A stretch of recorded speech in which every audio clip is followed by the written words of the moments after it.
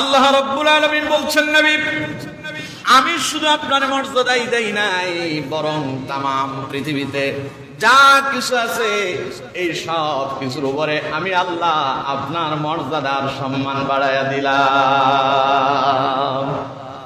আমার বন্ধুগণ সকলেই বলল, মুহাম্মদ তোমার মতো এমন উত্তম ব্যক্তি মক্কাতে আর একজন নাই। বিশ্বনবী মুহাম্মদ সাল্লাল্লাহু আলাইহি সাল্লাম বললেন, আচ্ছা তাহলে তোমাদের কাছ থেকে আমি আরো একটু কথা জানতে চাই, আমি কি তোমাদেরকে কোনোদিন কষ্ট দিয়েছি? ওরা বলল যে না। আমি কি তোমাদেরকে কখনো তোমাদের সঙ্গে মিথ্যা কথা বলেছি নাকি? কাফেররা বলল, না, জীবনে কোনোদিন মুহাম্মদ তুমি আমাদেরকে মিথ্যা বলে ধোঁকা দাও নাই। সুবহানাল্লাহ পড়ে, তুমি কোনোদিন আমাদেরকে মিথ্যা বলে ধোঁকা দাও নাই, তোমার চরিত্র তো আমাদের সকলের চাইতে শ্রেষ্ঠ। সুবহানাল্লাহ। এর কিছুক্ষণ পরে নবীজি বললেন, ঘটনা যদি তাই হয় তাহলে শোনো, আমি যে তোমাদের মাঝে এসেছি খামুখা তোমাদের কাছে আসিনি। আল্লাহ রাব্বুল আলামিন আমাকে একটা দায়িত্ব দিয়া, একটা উদ্দেশ্য দিয়া আল্লাহ আমারে প্রেরণ করেছেন। আচ্ছা কাফেরেরা শোনো, মক্কাবাসীরা শোনো, ও কুরাইশের লোকেরা শোনো, আমি যদি বলি পাহাড়ের পদদেশে শত্রু বাহিনী তোমাদের উপরে নির্যাতন করার জন্য, আঘাত করার জন্য অস্ত্র শস্ত্র নিয়ে দাঁড়ায় আছে, বিশ্বাস করবা নাকি? কাফেররা বলল, মুহাম্মদ তুমি যদি বলো তাহলে পরে তাদের বিরুদ্ধে এই মুহূর্তে আমরা লড়াই করার জন্য প্রস্তুতি গ্রহণ করব। কি বিশ্বাস রাসূলুল্লাহর উপর! এবার নবীজি বললেন, তাহলে শোনো, তোমরা আমাকে অনেক ভালোবাসো, আমারে তোমরা অনেক মহব্বত করো, জেনে রাখো তোমরা যেমন আমারে ভালোবাসো মহব্বত করো, আমার নবীও তোমাদেরকে কম ভালোবাসি না, অনেক ভালোবাসি মহব্বত করি। আমারে তোমরা দেখছো আমি তোমাদের সামনে দাঁড়ায় আছি, আসলে আমি কোনো সাধারণ ব্যক্তি নই। قل يا أيها الناس إني رسول الله إليكم جميعا। আল্লাহ বললেন, নবী আপনি তাদেরকে বলেন, ইয়া আইয়ুহান নাস, হে মানব গোষ্ঠী, হে মানব সম্প্রদায়, ইন্নী রাসূলুল্লাহি ইলাইকুম জামিআ, নিশ্চয়ই আমি আল্লাহর রাসূল হয়ে तमाम পৃথিবীর মানুষের কাছে আগমন করেছি। আমি সমগ্র পৃথিবীর মানুষের কাছে আল্লাহর রাসূল হিসেবে এসেছি। সুবহানাল্লাহ বললেন না? এরপর আল্লাহ রাব্বুল আলামিন বললেন, নবী আপনি তাদেরকে শোনায় দেন কে আপনারে নবী করে প্রেরণ করলো, তার পরিচয় তাদেরকে শোনায় দেন। নবীজি বলছেন, আল্লাযী লাহু মুলকুস সামাওয়াতি ওয়াল আরদ লা ইলাহা ইল্লা হুয়া ইউহয়ী ওয়া ইউমীত। আল্লাহ বললেন, নবী আপনি বলেন, যিনি আমাকে তোমাদের মাঝে নবী করে প্রেরণ করেছেন তিনি আসমানের মালিক, জমিনেরও মালিক। সুবহানাল্লাহ। কোন? আল্লাযী লাহু মুলকুস সামাওয়াতি ওয়াল আরদ, তিনি হচ্ছেন আসমান এবং জমিনের স্রষ্টা, তিনি আসমান এবং জমিনের খালিক, তিনি আসমান এবং জমিনের মালিক। লা ইলাহা ইল্লা হুয়া ইউহয়ী ওয়া ইউমীত, তিনি ছাড়া আর কোনো মাবুদ নাই, তিনি মানুষদেরকে মৃত্যু দেন, তিনি মানুষদেরকে জীবিত করেন। সুবহানাল্লাহ। কোন? এই কথা শোনার পরে লোকেরা মাথাটারে নিচু করে ফেললো। সামনে যারা দাঁড়ায় আছে তারা মাথারে কি করছে? নিচু করছে। তাদের ভেতরে রাসূলুল্লাহর একজন আপন মানুষ, কাছের মানুষ, নবীজির চাচা, আত্মীয়তা সম্পর্কে কি চাচা, বাড়ির ভেতরে একদম রাসূলুল্লাহর ঘরের পাশেই তার ঘর ছিল, রাসূলুল্লাহর প্রতিবেশী। এই আবু লাহাব মুহাম্মদ সাল্লাল্লাহু আলাইহি সাল্লামের দিকে আঙ্গুল উঁচু করে বলল, মুহাম্মদ তুই ধ্বংস হয়ে যা। বলেন নাউযু বিল্লাহ। আবু লাহাব রাসূলুল্লাহর মানসিকভাবে নির্যাতন দিল। এখানেই শেষ নয়। মুহাম্মদ সাল্লাল্লাহু আলাইহি সাল্লাম যখন রাস্তায় বেরিয়ে কালেমার দাওয়াত দিতেন, অলিতে গলিতে বাজারে ঘাটে যেখানেই যেতেন, মানুষ দেখলে রাসূলুল্লাহ বলতেন, ফাইয়া আইয়ুহান নাস কুলু লা ইলাহা ইল্লাল্লাহ তুফলিহুন, হে মানব গোষ্ঠী বলো আল্লাহ ছাড়া আর কোনো মাবুদ নাই, তাইলে তোমাদের দুনিয়াও সফল পরকালও সফল। সুবহানাল্লাহ। এই আবু লাহাব রাসূলুল্লাহর পেছনে পেছনে থাকতো। পেছনে থেকে নবী বলতেন, তোমরা যদি সফল কাম হইতে চাও আল্লাহর প্রতি ঈমান আনো, আল্লাহকে বিশ্বাস করো, আর আবু লাহাব পেছনে থেকে বলতো যে খবরদার এই দুষ্কৃতির কথা শোনো না, এটা মিথ্যাবাদী, এটা বিভ্রান্তকারী। নাউজুবিল্লাহ পড়ে। এইভাবে আমার বন্ধুগণ আবু লাহাব রাসূলুল্লাহর বহু কষ্ট দিয়েছে। সে আবু লাহাবের বিরুদ্ধে আল্লাহ রাব্বুল আলামিন কোরআনুল কারীমে একটা সূরা অবতীর্ণ করে আল্লাহ নিজেই প্রতিবাদ করেছেন। সুবহানাল্লাহ। আল্লাহ পাক বলছেন তাব্বাত ইয়াদা আবি লাহাবি ওয়া তাব মা আগনা আনহু মালুহু ওয়া মা কাসাব। কার কথা? আল্লাহর কথা। আল্লাহ বললেন আবু লাহাব তুই আমার নবীরে গালি দিলি, আমার নবীর ধ্বংস কামনা করলি, আমি আল্লাহ তোর ব্যাপারে সিদ্ধান্ত, ফাইনাল সিদ্ধান্ত নিয়েছি যে আমি আল্লাহ তোরে ধ্বংস করে দিলাম, তোর জীবন শেষ।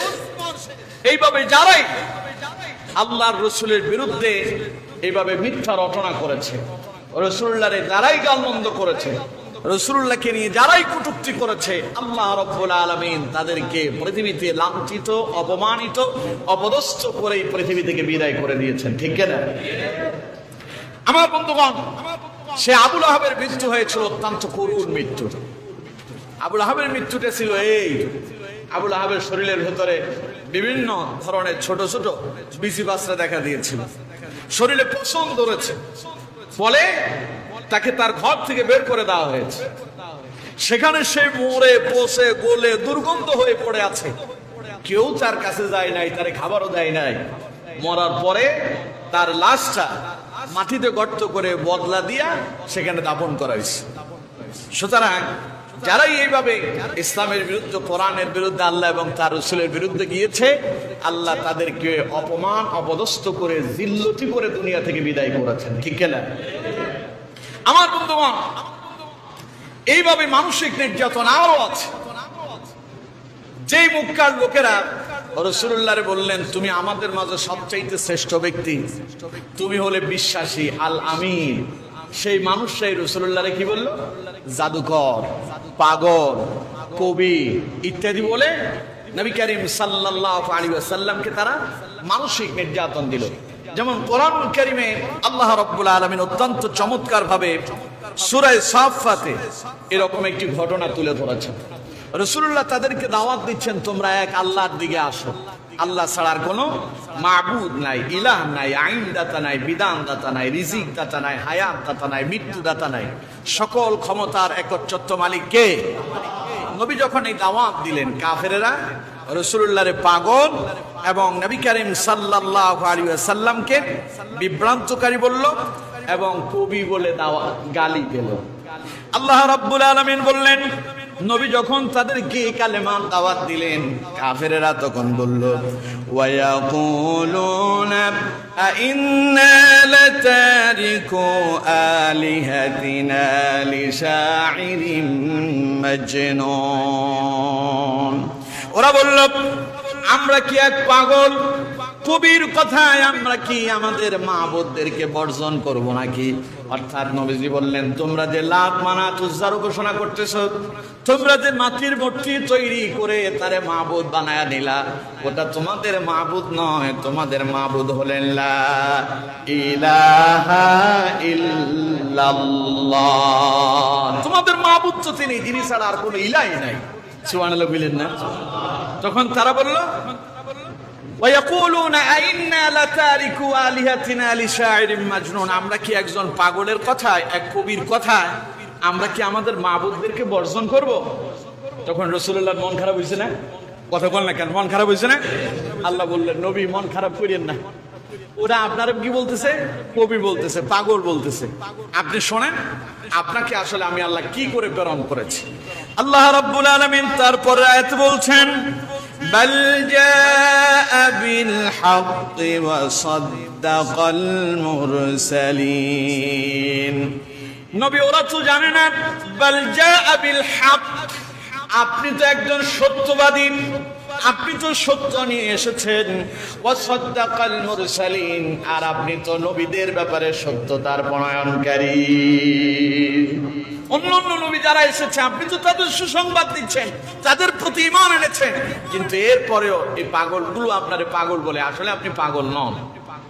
আমার বন্ধুগণ ওরা রাসূলুল্লাহরে বলল জাদুকর, রাসূলুল্লাহরে বলল বিভ্রান্তকারী। বিশ্ব নবী মুহাম্মদ সাল্লাল্লাহু আলাইহি সাল্লামকে বিভিন্ন ভাষায় গালি দিয়া নবী করিম সাল্লাল্লাহু আলাইহি সাল্লামকে তারা মানসিক নির্যাতন করলো। সূরা সাদের 4 নম্বর আয়াতে আল্লাহ পাক বলছেন ওয়াকালাল কাফিরুনা হাযা সাহিরুন কাযযাব। এই কাফেররা রাসূলুল্লাহ যখন তাদের কাছে কালেমার দাওয়াত দিত তারা বলতো ওয়াকালাল কাফিরুন, আল্লাহ বললেন কাফেররা বলতো হাযা সাহিরুন কাযযাব, এইটা একজন জাদুকর এবং একজন মিথ্যাবাদী। নাউজুবিল্লাহ বলে।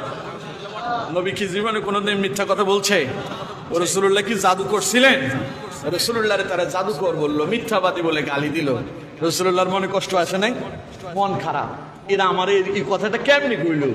এদের সাথে আমি 40টা বছর উঠা বসা করলাম, একসঙ্গে তাদের সঙ্গে আমি চলেছি, 40 বছর তারা আমার ব্যাপারে এত উত্তম সার্টিফিকেট দিল, আর এখন আমারে বলতেছে আমি নাকি মিথ্যাবাদী, আমি নাকি জাদুকর। নবীজির মন খারাপ। আল্লাহ বললেন মন খারাপ করবেন না। আল্লাহ রাব্বুল আলামিন সূরা কালামের ভিতরে নবী করিম সাল্লাল্লাহু আলাইহি সাল্লামের চরিত্র সম্পর্কে বললেন। আল্লাহ পাক বলছেন মা আনতা বিনিআমাতি রাব্বিকা বিকাহিন, মা আনতা বিনিআমাতি রাব্বিকা বিমাজনুন। নবী, ওরা আপনারে পাগল বলে, ওরা আপনারে জাদুকর বলে, ওরা আপনারে মিথ্যাবাদী বলে, ওরা আপনারে কবি বলে, মন খারাপ করবেন না। আল্লাহর অনুগ্রহে, আপনার রবের অনুগ্রহে আপনি পাগল নন, আপনি জাদুকর নন। সুবহানাল্লাহ।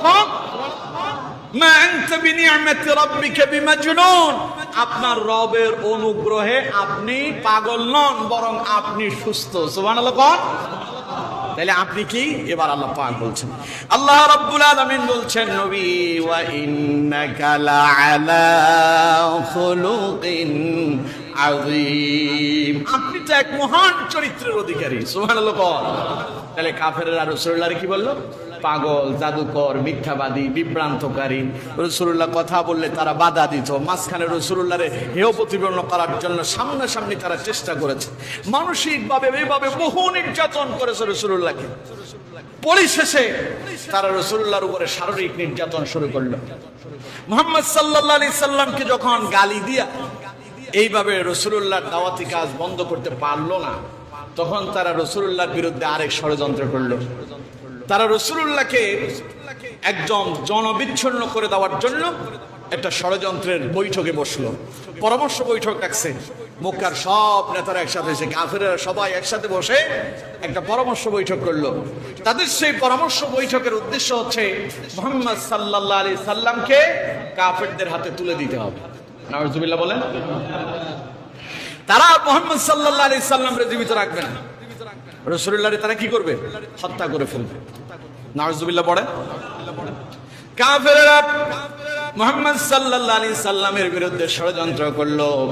একটা পরামর্শ বৈঠকে তারা বসে সিদ্ধান্ত গ্রহণ করলো, বনু হাশিম এবং বনু আব্দুল মুত্তালিবের এই দুই বংশের উপরে তারা একটা নির্যাতন আর নিপীড়ন করলো। তাদের উপরে একটা প্রজ্ঞাপন জারি করলো যে মুহাম্মদকে আমাদের হাতে ছেড়ে দাও, আর যদি আমাদের হাতে ছেড়ে না দাও তাহলে পরে তোমাদের সাথে আমাদের সম্পর্ক ছিন্ন হয়ে গেল।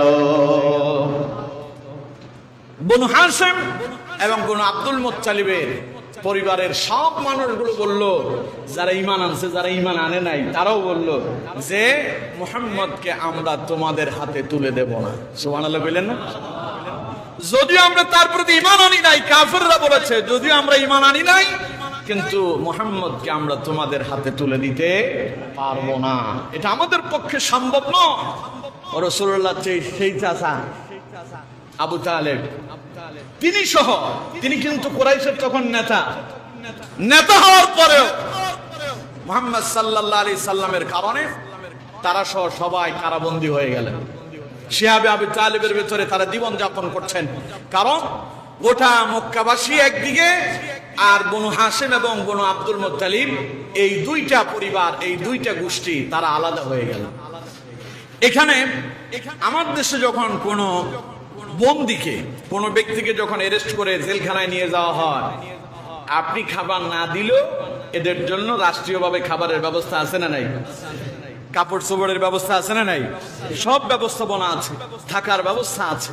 কিন্তু মুহাম্মদ সাল্লাল্লাহু আলাইহি সাল্লামকে তারা যে বন্দী করলো, এমন সিদ্ধান্ত তারা নিয়েছে যে বনু হাশিম এবং বনু আব্দুল মুত্তালিবের এই দুই বংশের সাথে লেনদেন বন্ধ, খাবার দাবার বন্ধ, কথাবার্তা বন্ধ, আত্মীয়তা বন্ধ, বিনষ্ট। এদের সাথে কেউ আত্মীয়তা করতে পারবে না, এদের সাথে কেউ কথা বলতে পারবে না, এদের কাছে কেউ কিছু বিক্রিও করতে পারবে না, তাদের থেকে কিনতেও পারবে না, সব লেনদেন বন্ধ। দুইটা পরিবার শিহাবে আবু তালেবের ভেতরে দুই বংশের লোকেরা বন্দী হয়ে গেলেন আকস্মিক, অর্থাৎ পূর্বে কোনো সতর্কতা ছাড়াই। যেমন আমার দেশে, আমাদের ফেনীতে যে বন্যা হলো, আকস্মিক না? ভারত থেকে কি করলো, ওরা গেট খুলে দিল, আকস্মিক পানি এসে অসংখ্য মানুষ প্লাবিত হয়ে মারা গেল, বিপদের সম্মুখীন হলো, কোনো কথা ছাড়া, পূর্ব সতর্কতা ছাড়া। কাফেরেরা ঠিক এই রকম পূর্ব কোনো সতর্কতা ছাড়াই নবী করিম সাল্লাল্লাহু আলাইহি সাল্লামের পরিবারের বিরুদ্ধে এইরকম একটা আইন জারি করলো যে তাদের সঙ্গে সব লেনদেন, কথাবার্তা, খাওয়া দাওয়া সব কিছু বন্ধ। ওই দুই কওমের লোক, অর্থাৎ ওই দুই বংশের লোকদের কাছে যার কাছে যতটুকুন খাবার ছিল তা নিয়ে তারা শিহাবে আবু তালেবের ভিতরে তারা জীবন যাপন করতে লাগলো। কিছুদিন যাওয়ার পরে খাবার শেষ হয়ে গেছে। সাহাবায়ে কেরাম বলেছেন সেই শিহাবে আবু তালেবের জীবনটা ছিল আমাদের জন্য অত্যন্ত ভয়ানক। 3 বছর পর্যন্ত নবী করিম সাল্লাল্লাহু আলাইহি সাল্লাম এবং তার সাহাবী এবং বনু হাশিম এবং বনু আব্দুল মুত্তালিবের এই দুই বংশের লোকেরা 3 বছর পর্যন্ত সেখানে জীবন যাপন করলেন। খাবার পান নাই, যা ছিল সব শেষ। সর্বশেষ গাছের ছাপ, গাছের লতা পাতা এগুলো এনে পানিতে সিদ্ধ করে সেগুলো তারা খেয়ে জীবন যাপন করেছেন। কষ্টটা রাসূলুল্লাহর জন্য কম ছিল না বেশি? কত বছর? আরো জোরে বলেন। এই 3টা বছর সাহাবায়ে কেরাম বলেছেন আমরা খাবার খাওয়ার পরে আমাদের যে মল বের হতো, যে পায়খানা হতো, ছাগলের লাদির মতো হতো। এই কষ্ট রাসূলুল্লাহর উপরে তারা দিয়েছে। এরপরে বিশ্বনবী মুহাম্মদ সাল্লাল্লাহু আলাইহি সাল্লামকে তারা মানসিকভাবে, শারীরিকভাবে আরো নির্যাতন করেছে। রাসূলুল্লাহ যখন তাইফে চলে গেলেন কালেমার দাওয়াত দেওয়ার জন্য, তারা সেখানে তাইফের যুবকদেরকে, কিশোরদেরকে রাসূলুল্লাহর পেছনে লেলিয়ে দিল। তারা রাসূলুল্লাহকে পাথর, বৃষ্টির মতো পাথর নিক্ষেপ করলো। এইভাবে নির্যাতন আর নিপীড়ন রাসূলুল্লাহর উপরে চললো। এরপরেও আল্লাহ বললেন, নবী ফাসদা বিমা তু'মার ওয়া আ'রিদ আনিল মুশরিকিন, আপনাকে যে দায়িত্ব দিয়ে আমি আল্লাহ প্রেরণ করছি, প্রকাশ্যে ব্যাপকভাবে দাওয়াতি কাজ চালান, মুশরিকদেরকে পরোয়া করবেন না। সুবহানাল্লাহ বললেন না? নবীজি ভয় পেলেন, ভয়ে আত্মগোপন করলেন, পালিয়ে গেলেন, কথা বলা বন্ধ করলেন, কালেমার দাওয়াত চালালেন কি চালালেন না? এরপরে রাসূলুল্লাহর দাওয়াতি কাজ চলছে। বিগত বছরগুলোতে আমরা প্রকাশ্যে অনেক কথা বলতে পারিনি। অসংখ্য মসজিদের খতিবেরা মসজিদের মিম্বারে বসে কোরআনের হক কথা বলতে পারেনি। পরে অবস্থা কি হলো? আলেমরা সবাই কৌশল অবলম্বন করতেছে, কারণ হক কথা বললেই বিভিন্নভাবে বিপদ মুসিবতের সম্মুখীন। আপনারা জানেন বাংলাদেশের একজন আলেমদের ভেতরে শ্রেষ্ঠ আলেমে দ্বীন আল্লামা সাইদি, আল্লামা দেলোয়ার হোসেন সাইদি রাহিমাহুল্লাহ, তার ইন্তেকালের পরে আমাদের ফেনীতে এক মসজিদের ইমাম সাহেব তার জন্য দোয়া করার কারণে মসজিদের কমিটির কিছু লোকেরা ওই হুজুরকে পিটায়া মসজিদ থেকে বের করছে। ইতিহাস তো বহু আগের না, খুব কাছাকাছি, ঠিক না? আমার বিরুদ্ধে এরকম বহু কথা হয়েছে, হুজুর এখানে বসে সাইদি সাহেবের ব্যাপারে কথা বলছেন। আমরা অনেক কথা বলতে পারিনি, কিন্তু আজ যখন বলার সময় এলো, ওই যে আল্লাহ বললেন নবী এতদিন গোপনে দাওয়াতি কাজ করছেন, এখন আর গোপনে চলবে না। ফাসদা বিমা তু'মার ওয়া আ'রিদ আনিল মুশরিকিন, মুশরিকেরা যাই করুক তাদেরকে ভয় পাবেন না, তাদেরকে পরোয়া করবেন না। আল্লাহ আপনাকে যে দায়িত্ব দিয়ে প্রেরণ করছে তা ব্যাপকভাবে চালান। সুবহানাল্লাহ কোন? নবীজি চললেন তো চললেন, আর থামলেন না। রাসূলুল্লাহকে কেউ থামাইতে পারে নাই। বিগত দিনগুলোতে ইমাম উদ্দিন মাসুমের কথা অনেকের ভালো লাগতো, এখন 5 আগস্টের পর থেকে অনেকের আর মজা লাগে না। রাজাপুরের লোকজন সম্পর্কে আমার ধারণা খুব কম না। আমি যেই দিন থেকে এখানে এসেছি সেই দিন থেকে আমি আমার কথা স্পষ্ট ভাষায় বলছি, ঠিক না? তো এখন কেউ যদি আমার কথায় রাগ করেন, ইমাম উদ্দিন মাসুম আপনার দিকে তাকাইয়া কোরআনের হক কথা বন্ধ করবে, এই বেটা সেই রকম না। আপনার যে চিন্তা ভাবনা, আপনার যে ধারণা, আপনি মনে করতেছেন ইমাম উদ্দিন মাসুমকে আপনি দমায় দেবেন, আল্লাহর কসম দিয়ে বলছি, যেই দিন থেকে আমি কোরআনের দাওয়াত দেওয়া শুরু করেছি সেই দিন থেকে আমি আল্লাহর জন্য আমাকে উৎসর্গ করেছি। মরে যাব, এরপর ইসলাম থেকে এক বিন্দু পরিমাণ পিছু হতে যাব না, এটা আমার ওয়াদা। কার সাথে? জোরে বলেন। আপনারে ভয় পাওয়ার সময় আমার আছে? রাজাপুরের খাবার না খাইলে ইমাম উদ্দিন মাসুমের পেট চলবে না। কতক্ষণে জ্ঞান? আপনার ভয় আমার কথা বন্ধ হবে এমনটা আপনি মনে করেন না। এমনটা যারা মনে করতেছেন যে হুজুর এখন অনেক বেড়ে গেছে, হুজুর বেড়ে যায় নাই। যারা মনে করতেছেন হুজুর বেড়ে গেছে, আমি এখানে বসে কোরআন এবং হাদিসের বিরুদ্ধে এবং কোরআন এবং হাদিসের বাইরে একটা কথাও বলি না। বলি কি? আপনারা বলতে হবে বলি। তো আমি কোরআন এবং হাদিসের কথা বলি, কারো যদি খারাপ লাগে বুঝতে হবে তিনি কোরআন এবং হাদিসের বিপক্ষে অবস্থান নিয়েছেন, ঠিক না? তুমি মিয়া চুরি করবা, তুমি ডাকাতি করবা, তুমি সন্ত্রাসী করবা, আর আমি যখন তোমাকে সতর্ক করব তোমার গায়ে লাগবে, তোমার ভালো না লাগলে তুমি আইসো না, আমার কথা আমি বলে যাব, প্রয়োজনে চাকরি চলে যাবে, এতে ইমাম উদ্দিন মাসুমের কোনো কিছু হবে না, ঠিক না? তুমি চুরি করবা, তোমার চোর বললে তোমার মনে কষ্ট, তুমি চুরি করো কেন? তুমি সন্ত্রাস করবা, তোমার সন্ত্রাস বললে তোমার মনে কষ্ট, তুমি সন্ত্রাসী করবো কেন? তুমি সন্ত্রাসী ছেড়ে দিয়ে তুমি ভালো মানুষ হও। তুমি মিয়া সুদ খাইবা আর আমি সুদের বিরুদ্ধে বললে তোমার মন খারাপ হবে, ওইসব চলবে না। কথা কি বুঝতে পারছেন? কথা কনে কেন? ইমাম উদ্দিন মাসুম এই জুমায় যদি চাকরি ছেড়ে দেয়, আগামী জুমায় মনে হয় তার অসুবিধা হয়ে যাবে। আপনাদের এখানে এসেছে শুধু আপনারা এখান মসজিদ করবেন, এই জন্য আমি এখানে আসছি। শুধু আপনাদের মসজিদটা হওয়ার জন্য আমি বসে আছি। কথা বুঝতে পারছেন? আমি দুই একটা কথা বললে আপনারা মন খারাপ করবেন না তো? আপনারা আমারে যে হাদিয়া দেন, যে হাদিয়া আপনারা আমারে দেন, প্রতি জুমায় এই হাদিয়ার অফার আমার আছে। শুধু এক জুমা পড়ালে এত টাকা হাদিয়া দিবে, মাসে না, এক জুমা পড়ালে। কি মনে করতেছেন আপনারা? এটা পাগল ছাগল না, আর দু চারটা ইমামের মতো এটা না। কথা বুঝতে পারছেন? মন খারাপ করেন না আপনারা। আপনাদের কি হয় না হয়, কোথায় কে কি বলে না বলে, আল্লাহর রহমতে কিছু কিছু কথা ইমাম উদ্দিন মাসুমের কানে যায়। বিগত দিনেও বহু চেষ্টা করছেন, কাম হয় নাই, এখনো হবে না। রিজিক যতদিন আছে অতদিনই এখানে থাকবো ইনশাআল্লাহ। যদি আগামীকাল থেকে রিজিক উঠে যায় আলহামদুলিল্লাহ। রাসূলুল্লাহ মক্কায় দাওয়াতি কাজ করার পরে যখন চতুর্দিক থেকে নির্যাতন এলো, আল্লাহ বললেন নবী আর মক্কার দরকার নাই, মদিনায় চলে যান। রাসূল হিজরত করেন নাই। আপনার এখানে আনার জন্য আপনাদের সভাপতি, সেক্রেটারি, মসজিদের সহসভাপতি, ওনারা আমার বাড়িতে গিয়ে অন্তত 1 ঘন্টা আমার সঙ্গে মিটিং করেছে যখন আমি এখানে প্রথম আসি। এখানে আসছি 4 বছর শেষ হয়ে গেছে। 2020 সালের সেপ্টেম্বর মাসের প্রথম জুমা থেকে আমি কন্টিনিউ আপনাদের এখানে খুতবা দেওয়া শুরু করলাম। এখন 2024 এখন কোন মাস? তো সেপ্টেম্বর কি আছে না গেছে? তার মানে 5 বছর রানিং হয়ে গেছে। 5 বছরে আপনারা মসজিদ করতে পারেন না, এটা আপনাদের ব্যর্থতা।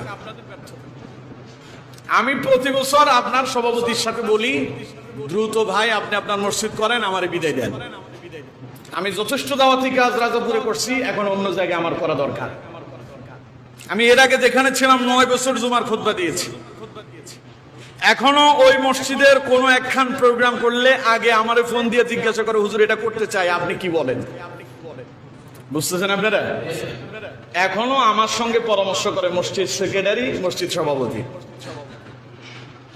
সেখানে একখান মসজিদ তৈরি হয়েছে, তাও আলহামদুলিল্লাহ ছোট্ট আল্লাহর গোলাম, এই নগণ্য গোলাম শুধুমাত্র সেখানে সেই কাজে অংশগ্রহণ করেছে, আলহামদুলিল্লাহ বলে।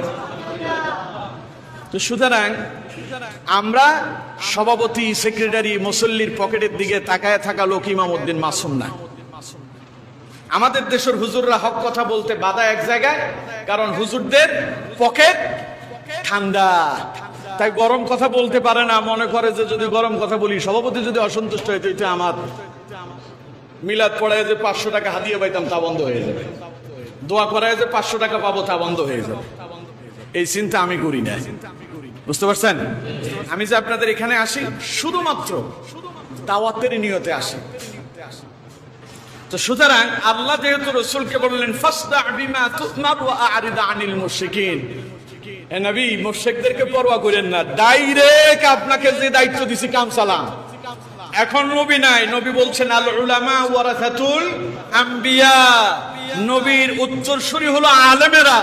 নবী যেহেতু নাই, দীর্ঘদিন প্রকাশ্যে আমরা কথা বলতে পারি নাই, বিভিন্ন বাধা ছিল।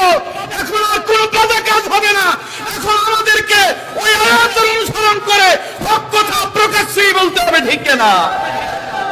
এখনো অনেক হুজুররা কয় যে হুজুর একটু কৌশল টৌশল না করলে কি হয়? আরে মিয়া সাহেব, বিগত 16 বছর ধরে আপনারা কৌশল করলেন, আমাদেরকে বলেছেন হুজুর কথা কইতে পারি না, এখন আবার কিসের কৌশল? তার মানে আপনি লোক সুবিধার না, ঠিক কিনা? যেই ব্যক্তি মসজিদের এই মিম্বারে বসে আল্লাহর কোরআনকে গোপন করবে, কোরআনের হক কথা বলবে না, রাসূল বলছে ওইটা বোবা শয়তান। এখন আমি কি বোবা শয়তান হব? কেউ যদি আল্লাহ এবং তার রাসূলের নামে কোনো মিথ্যা কথা চালায় দেয়, কিয়ামতের দিন আল্লাহ বলছে, রাসূলুল্লাহ বলছেন জাহান্নামের কেসি দিয়ে তার জিহ্বা কেটে দেওয়া হবে। সুতরাং ওইসব চিন্তা ভাবনা করে এখানে বসছি। এই মিম্বারে বসে রাসূলুল্লাহ সমগ্র পৃথিবীতে কালেমার দাওয়াত ছড়িয়ে দিয়েছেন। সুতরাং এই মিম্বারে বসলে কে আওয়ামী লীগ, কে বিএনপি, কে জামাত, কে হেফাজত, কে সরমনাই, কে আলে হাদিস, কে কি, এগুলো দেখার সময় আমাদের নাই। আমরা এখানে বসলেই এই কথাই মনে করি, আমাকে এই মিম্বারে যিনি কবুল করেছেন তিনি কে? আমার মতো অসংখ্য ইমাম উদ্দিন মাসুম মাদ্রাসায় পড়ে এখন রাস্তায় রাস্তায় ঘুরে বেড়ায়, আছে না নাই? তো আল্লাহ যে আমারে ধরে এখানে নিয়ে আসছে, এটা কি আমার ক্ষমতায় না আল্লাহর অনুগ্রহে? এই জন্য অহংকার করি না, আল্লাহর দরবারে শুকরিয়া আদায় করি যে আল্লাহ আমারে কবুল করছেন। এখন আল্লাহ কবুল করার পরে আমি হক কথা গোপন করবো কেমনে আপনি ভাবেন? এই জন্য হুজুরদেরকে বলি নিজেরা স্বাবলম্বী হন। আপনার ক্ষমতা থাকতে হবে একটা মসজিদ চালানোর মতো। বেতনের দিকে তাকায়া থাকবে হুজুররা, এইরকম চলবে না। আপনার এই মন মানসিকতা তৈরি হতে হবে, মসজিদে মুসল্লিরা যে মসজিদের জন্য দান করে আমিও সেইভাবেই দান করব। এইরকম ব্যক্তিত্ব সম্পূর্ণ হতে হবে আলেমদেরকে। ব্যবসা বাণিজ্য করেন আলেমরা, আরেকজনের পকেটের দিকে তাকায় থাকেন না। মানুষের পকেটের দিকে তাকায় থাকবেন, জীবনে আপনি হক কথা বলতে পারবেন না। কথা বুঝতেছেন আমার? আমি আপনাদের এই মসজিদে আসার পর থেকে অনেকগুলো কাজ হয়েছে, যতগুলো কাজ হয়েছে প্রত্যেকটা কাজে আলহামদুলিল্লাহ আমার অংশগ্রহণ আছে না নাই? কথা দিয়েও বলেছি, আর্থিকভাবেও সহযোগিতা করেছি, আলহামদুলিল্লাহ। পড়ে আমার কি এমন হয়েছে যে এই মাসে যখন আমি আপনাদের এই কাজটা হয়েছে 5000 টাকা দিছি, সভাপতি সাহেব খুশি হয়ে বললেন যে হুজুর আপনি 5000 দিচ্ছেন, ধরেন আপনার 10000 দিলাম, এরকম হয়েছে? বা আপনাদের কমিটির লোকদেরকে জিজ্ঞাসা করেন তো যে হুজুর আপনি যে বেতন, আপনি যে আমাদের জন্য দান করছেন, বেতনের সময় আমরা বলছি হুজুর যেহেতু আপনি 5000 দিচ্ছেন আমরা আরো 5000 যোগ করে দিলাম, হয়েছে কি এমন কিছু? তো সুতরাং এটা আপনাদেরকে দেখানোর জন্য নয়, আল্লাহর খুশির জন্য আমি আল্লাহর ঘরে অংশগ্রহণ করি। সুতরাং আমি এই চিন্তা করি না যে রাজাপুরে আমারে খাইতে হবে, রাজাপুরে আমারে থাকতে হবে, রাজাপুর ছাড়া মনে হয় আমার কোনো গতি নাই। এই চিন্তা যারা করেন আসলে তারা বোকার সঙ্গে, বোকার স্বর্গে বাস করতেছেন। কথা বুঝতে পারছেন? ফাসদা বিমা তুমারু ওয়া আরিদ আনিল মুশরিকিন। আপনার কলিজায় লাগলে কথা আরো কড়া হবে। কথা বুঝতেছেন? আপনার কলিজায় লাগা মানে আপনার ভিতরে দুর্বলতা আছে, আপনি ভালো হয়ে যান। একটা মানুষ অসুস্থ হয়েছে, কাশি হয় না? কাশি কথা বল না কেন? কাশি হয় না? কাশি হওয়ার পরে আপনি বিভিন্ন ধরনের বাচ্চার ওষুধ খাওয়াইতেছেন, কাম হয় না। ডাক্তার এমন একখান সিরাপ লিখছে, নাম হলো টুস্কা, জম্মের টিকা, ঠিক না? বাচ্চারে ধইরা আপনি যখন খাওয়াইতে যাবেন, ও তো খাবেই না। মা চেষ্টা করে খাওয়াইতে পারে নাই, মা বলতেছে অপেক্ষা কর, তোর বাবা আসুক। বাপ আইসা মুখটা চেপে ধরে ওষুধটা মুখের ভেতরে ঢুকাই দিছে। বাচ্চা মনে করতেছে আব্বা বুঝি আমারে মারার ষড়যন্ত্র করতেছে। আচ্ছা কন তো, এই ওষুধ যে বাবা মুখ চেপে ধরে বাচ্চার মুখের ভেতরে ঢুকাইয়া দিল, ওইটা কি মারার জন্য দিছে না বাঁচানোর জন্য দিছে? আর বাচ্চা মনে করতেছে আমারে মেরে ফেলতেছে। এখন আপনারা অনেকে ভাবতেছেন হুজুর মনে হয় আমাদেরকে মেরে ফেলতেছে। না, যত ওষুধ যত তিতা হবে, সুস্থতা তত তাড়াতাড়ি হবে, ঠিক না? রোগ তাড়াতাড়ি সারবে। যদি কারো যদি গায়ে লাগে আমার কথা, বুঝতে হবে আপনার ভিতরে অসুবিধা আছে, আপনি সংশোধন হয়ে যান, আপনি ভালো হয়ে যান, আপনি ঠিক হয়ে যান। মাঝে মধ্যে ছেলেপেলেরা মোটরসাইকেল চালাইতে গিয়া রাস্তায় অ্যাক্সিডেন্ট করে শরীরের সব চামড়া একেবারেই রাস্তার সাথে শেষ। ডাক্তার বলল এটারে ড্রেসিং করতে হবে। ড্রেসিং করতে গেলে কি লাগায়? হ্যাক্সিসল। এই হ্যাক্সিসল দেওয়ার পরে ছেলে ওরে মারে, ওরে বাবারে গেলাম রে, শেষ রে।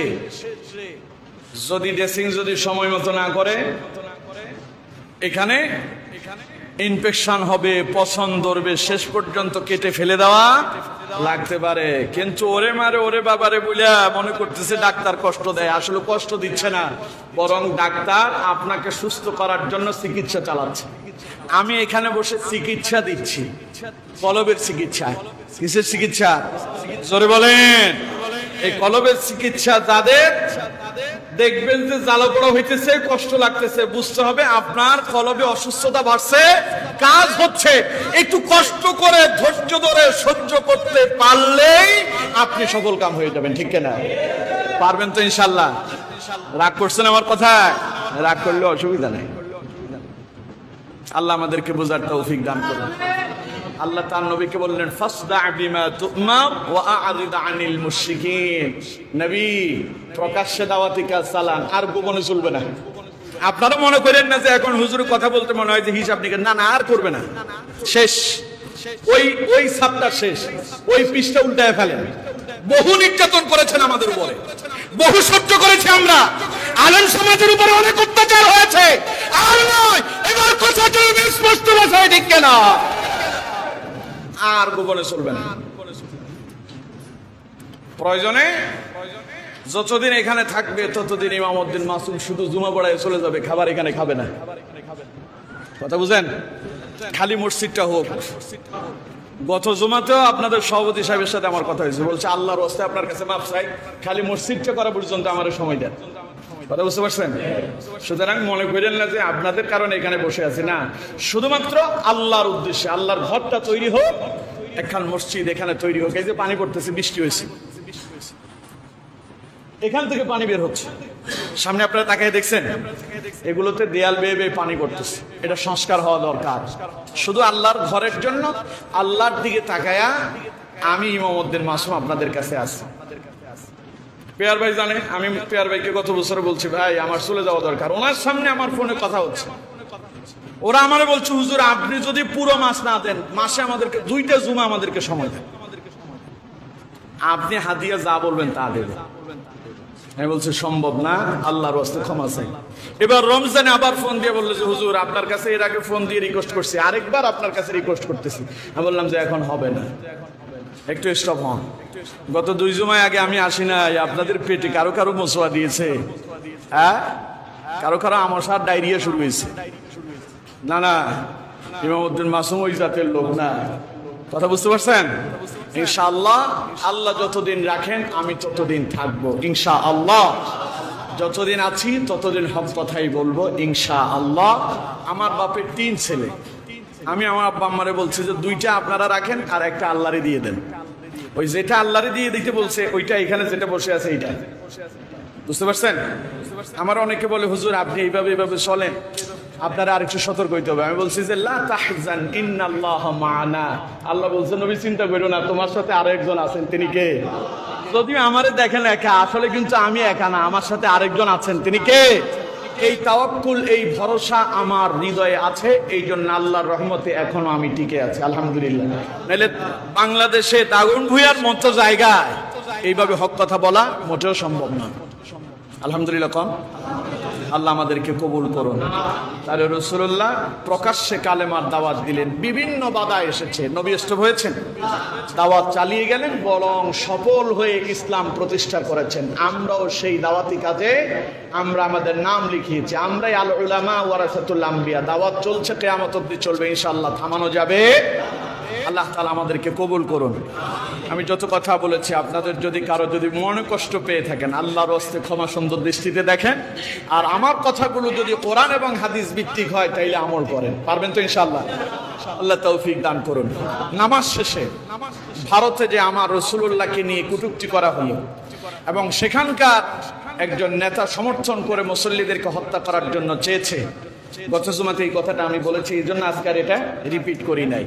তার প্রতিবাদে আপনাদের রাজাপুরের তাওহীদি জনতার উদ্যোগে প্রতিবাদ মিছিলের ব্যবস্থা করা হয়েছে, নামাজ বাদ। আপনারা সকলেই থাকবেন, কারণ আমরা আমাদের রসুলকে জীবনের চাইতে বেশি ভালোবাসি, ঠিক কিনা?